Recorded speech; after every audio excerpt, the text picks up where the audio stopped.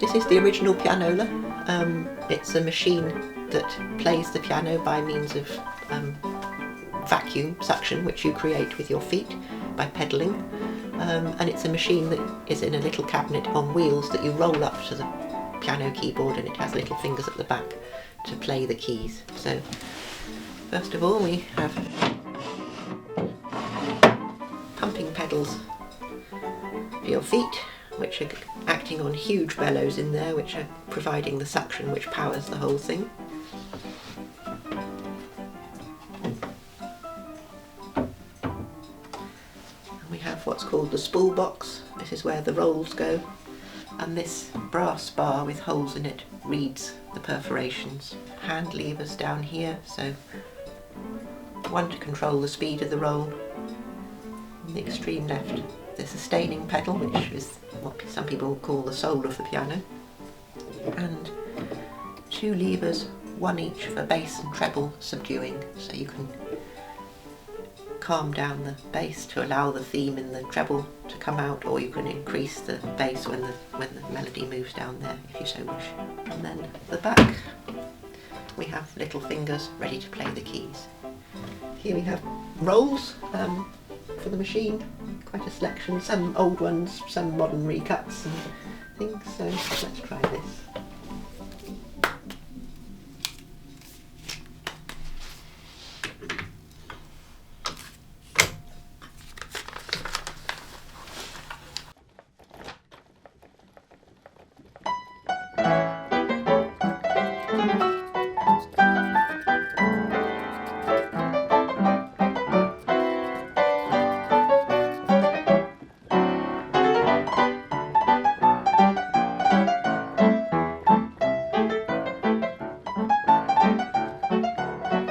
Yes, the first time I became interested, I suppose, was 13th birthday visit to Kew Gardens, and then it started to rain, so I went across the river to a little church, the musical museum in Brentford, and saw these things playing, and I just became hooked then. And then thought one day I'll have one of those. Then when I was 15, I saw one come up in an auction, in a local auction, spent my hard-saved pocket money on it, and learnt a lot from it, but it never worked particularly well. I've always wanted one of these, a proper pianola, a machine that you push up to the piano and it plays the piano rather than one in a case of a piano. And I got this one, was lucky enough to be offered it, I suppose 5-6 years ago, from a friend in the player piano group who knew I was interested. Yeah, and so just went on from there really. I just love the music, I like the technology, I find the history fascinating, because it's one of those bits of musical history that just has been dropped really. It's one of those machines that they said, you know, allows anybody to play the piano. Well, it allows people to bash out notes in the right order and at the right time length, in the right tempo.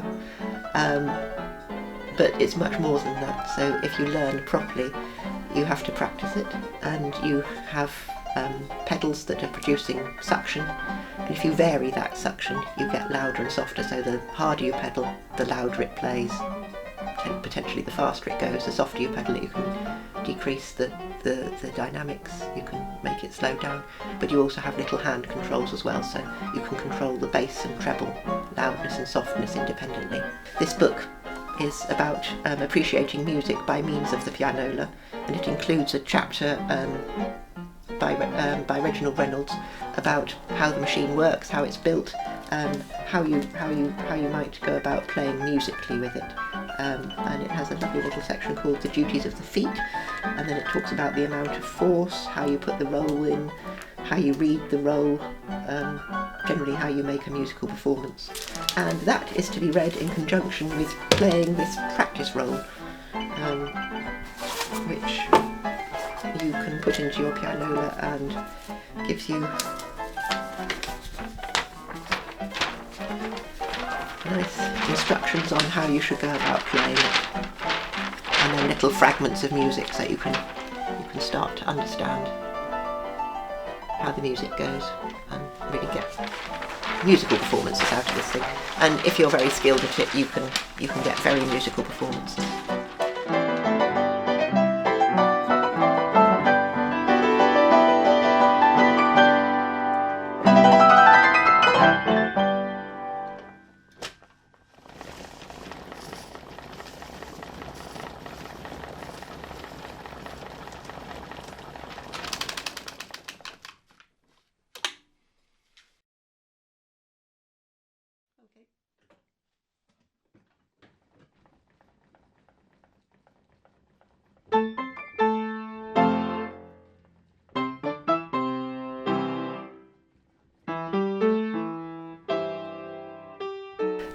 These machines were developed in the sort of late 19th century, 1890s to the very end of that century, and then grew enormously in popularity in the 20th century.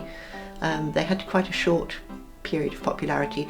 The original instruments were quite expensive, and then you get technology, same sort of technology, which allows people to record real performances by great pianists and composers.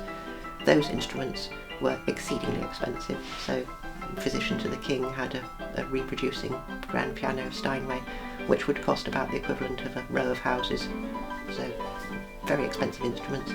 But the cheaper pianolas were designed for middle class homes, and to bash out a tune on, dance tunes, song rolls, hymns, popular classical music, that sort of thing.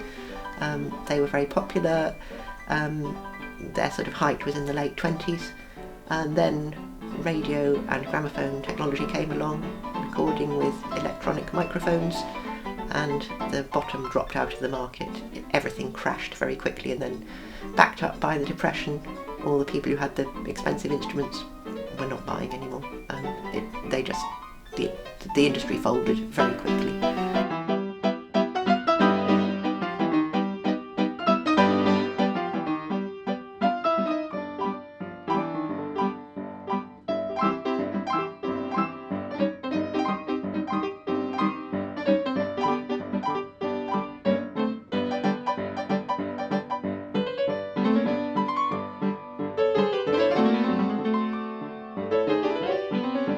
So in my working life, I'm a book conservator, so I repair and rebind medieval manuscripts, early printed books, fine bindings, that sort of thing. But the pianola has a lot to do with that, because I actually started repairing pianolas before I started repairing books, sort of in my mid-teenage years, and found that that's what keeps me going. I like to do something with my hands, the knowledge that you get in your fingers rather than academic knowledge is very important to me.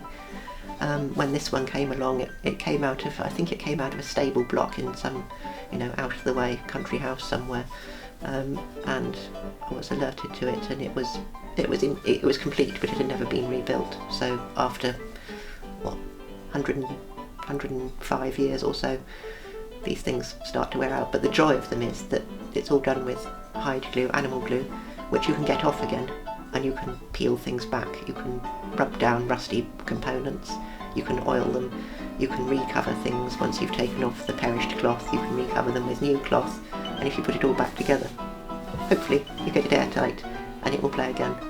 So that's a real excitement. It takes a long time, and it's fiddly and sometimes frustrating, but generally I love that sort of thing. So yeah, this one has been rebuilt and should go on for a while now.